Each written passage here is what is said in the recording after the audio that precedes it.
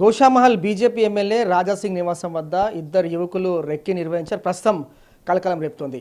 వాస్తవానికి ఆ ఇద్దరు ఎవరు, అలాగే ఆ ఇద్దరు ఎక్కడి నుండి వచ్చారు, అలాగే పోలీసులు ప్రస్తుతం అయితే దర్యాప్తు అయితే కొనసాగిస్తూ ఉన్నారు. ఇదే అంశంపై మనతో మాట్లాడేందుకు బీజేపీ ఎమ్మెల్యే గోషామహల్ రాజసింగ్ గారు ఉన్నారు. వారితో మాట్లాడదాం. రాజసింగ్ గారు, అసలు ఏం జరిగింది? మీ ఇంటి వద్ద ఎంతమంది వచ్చారు ఆ రోజు? తర్వాత స్థానికులు పోలీసులకు అప్పగించడం, తర్వాత పోలీసులు కూడా మిమ్మల్ని సంప్రదించారు. అసలు వారు ఎవరు అంటున్నారు? అసలు ఎందుకోసం వచ్చారు మీ ఇంటికి? ఇవాళ నేను నా ఆఫీస్లో కూర్చొని టీవీ చూస్తే టీవీలో స్క్రోలింగ్ నడుస్తుంది.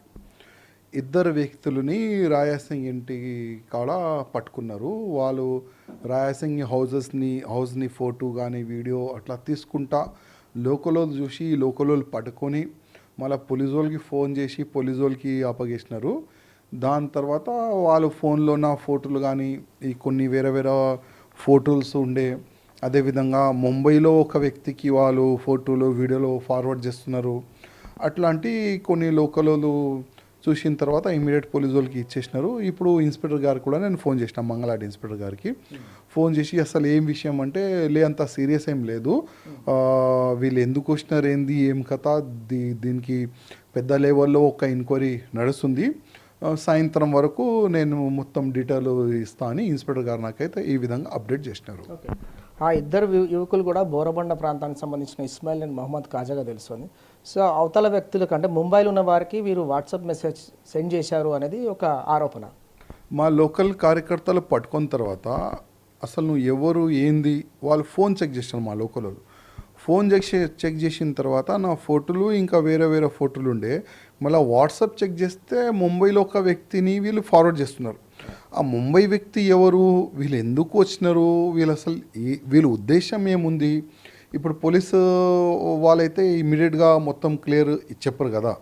ఇప్పుడు హై లెవెల్గా ఎంక్వైరీ జరుగుతుందంటే అది హై లెవెల్గానే వాళ్ళు మొత్తం ఎంక్వైరీ చేసిన తర్వాత మీడియాకి వాళ్ళు అడ్రస్ చేస్తారా, లేక డైరెక్ట్ మాకి వాళ్ళు అప్డేట్ చేస్తారా, సాయంత్రం వరకు వెయిట్ చేయాలి. మాకైతే ఇంతే డీటెయిల్ తెలుసు. ఒక ఫోటోలో అయితే 2 వెపన్స్ కనబడుతున్నాయి. ఫోటోలో వాళ్ళ దగ్గర దొరికిందా లేక ఆ ఫోటోలు వాళ్ళ సెల్ ఫోన్లో ఉందా అది కూడా మేము ఖచ్చితంగా చెప్పలేము. రాజాసింగ్ ఇంటి వద్ద హై సెక్యూరిటీ ఉంటుంది, చుట్టూ సీసీ కెమెరాలు ఉంటాయి. మరి రాజాసింగ్ ప్రతిసారి ఎందుకు టార్గెట్ అవుతున్నారు అనుకోవచ్చు. సో ఇప్పుడు వచ్చిన వ్యక్తులు దేనికోసం వచ్చిండొచ్చు? ఇప్పుడు టార్గెట్ ఇవాళ నుంచి కాదు, నేను కార్పొరేటర్ ఉన్న సమయం నుంచి 2010లో మల్లాపల్లిలో ఒక ఐఎస్ఐ ఏజెంట్ ఉండే. కర్ణాటక పోలీసు వాళ్ళు అక్కడ ఇద్దరిని అరెస్ట్ చేసినారు. మళ్ళా వాళ్ళకి ఇంట్రకేషన్ చేస్తే ఇద్దరిని అరెస్ట్ చేసినారు. అసలు మీరిద్దరు ఎవరికి టార్గెట్ చేసినారా అంటే, వాళ్ళు అప్పుడే మేము రాయాసింగ్కి ఆల్రెడీ రిక్కీ చేసుకున్నాము, ఒక 8 డేస్లో ఆయన పైన మేము అటాక్ చేసేది అని అప్పుడు కర్ణాటక పోలీసు వాళ్ళు అప్పుడు మీడియాకి చెప్పిన తర్వాతనే మాకు తెలిసింది. ఇప్పుడు మాకు రిక్కీ జరిగింది ఇక్కడ కార్పొరేటర్ ఉన్న సమయంలో. దాని తర్వాత నేను అక్కడ నుంచి ఇక్కడ ఈ హౌస్కి నేను వచ్చేసిన. ఇక్కడ కూడా 2012-13 ఆ సమయంలో కూడా ఇద్దరు మళ్ళీ ఈ ఇంటికాడ కూడా వచ్చి రిక్కీ చేసినారు. అప్పుడు కూడా వాళ్ళకి అరెస్ట్ చేసిన తర్వాత ఐఎస్ఐ ఏజెంటే వెళ్ళినారు. వాళ్ళు భాగ్యలక్ష్మి టెంపుల్ ప్లస్ నా పైన వాళ్ళు అటాక్ చేయడానికి వాళ్ళు అప్పుడు కుట్ర చేసినారు. అది కూడా మీడియాలో వచ్చిన తర్వాతనే మాకు తెలిసింది. ఇవాళ కూడా ఇద్దరు అరెస్ట్ అయినారని కూడా మాకు తెలియదు. మీడియాలో స్కోలింగ్ వచ్చిన తర్వాత మీడియాలో విషయం ఫోకస్ అయిన తర్వాతనే మేము ఇన్స్పెక్టర్ గారికి ఫోన్ చేస్తే ఆ ఇద్దరిని లోకల్లో పట్టుకొని ఇచ్చినారు.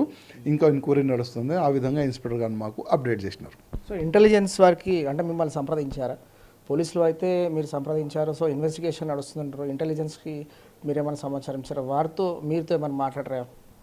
నేను మా బండి సంజయ్ అన్న గారికి ఫోన్ చేసినాను.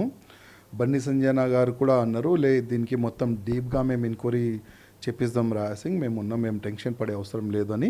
బండి సంజయ్ గారు కూడా కొంతమంది పై అధికారులకి వాళ్ళు చెప్పి దీనిపైన మొత్తం డీప్గా మా సంజయ్ అన్న గారు ఎంక్వైరీ అయితే చేపిస్తున్నారు. ప్రభుత్వాన్ని మీరేం చెప్పాలనుకుంటున్నారు? సెక్యూరిటీ ఉంది, తర్వాత తరచు కూడా మిమ్మల్ని టార్గెట్ చేయడం అనేది. ప్రభుత్వంకి ఏం చెప్పాలి? ఇప్పుడు ఉన్న గవర్నమెంటు ఎవరికి సపోర్ట్ ఉంది అది నేను చెప్పే అవసరం లేదు. ఈ ఉన్న గవర్నమెంట్ పైన అయితే మాకేం విశ్వాసం లేదు. ఆల్రెడీ ముందు నుంచే మాకు సెక్యూరిటీ ఉంది. ఎక్కడైనా మేము ప్రోగ్రామ్ చేయాలంటే కూడా మా జాగ్రత్త మేము చూసుకుంటాం. ఏంటంటే ఒకటే బాధ, ఇప్పుడు ఉన్న పోలీసు వాళ్ళ పైన అయితే మాకు నమ్మకం లేదు. అందుకోసం మా సెక్యూరిటీ యాంగిల్ మేమే చూసుకుంటాం. ఓకే. సో మొత్తంగా ఎవరైతే తన నివాసం వద్ద రెక్కి నిర్వహించారో వారికి సంబంధించి కూడా పోలీసులు కేసు నమోదు చేసుకొని ఎంక్వైరీ కొనసాగిస్తూ ఉన్నారు. పూర్తి స్థాయిలో దర్యాప్తు జరుగుతోంది. ఎవరు ఎందుకోసం వచ్చారు, వారి వెనుక ఎవరున్నారు, మొత్తంగా కేసు దర్యాప్తులో ఉంది కాబట్టి పూర్తి స్థాయిలో తన భద్రత బాధ్యత విషయం అయితే ప్రభుత్వం దృష్టికి తీసుకెళ్తున్నాం కాబట్టి ప్రభుత్వం పూర్తి స్థాయిలో కూడా భద్రత కల్పించాలి. భవిష్యత్తులో ఇలాంటి పరిణామాలు చోటు చేసుకోకుండా ఉండేందుకు పటిష్టమైన భద్రతను కల్పించాలని రాజసింగ్ చెప్తున్నారు. వీడియో జర్నలిస్ట్ వెంకట్తో కిరణ్ ఎన్టీవీ, హైదరాబాద్.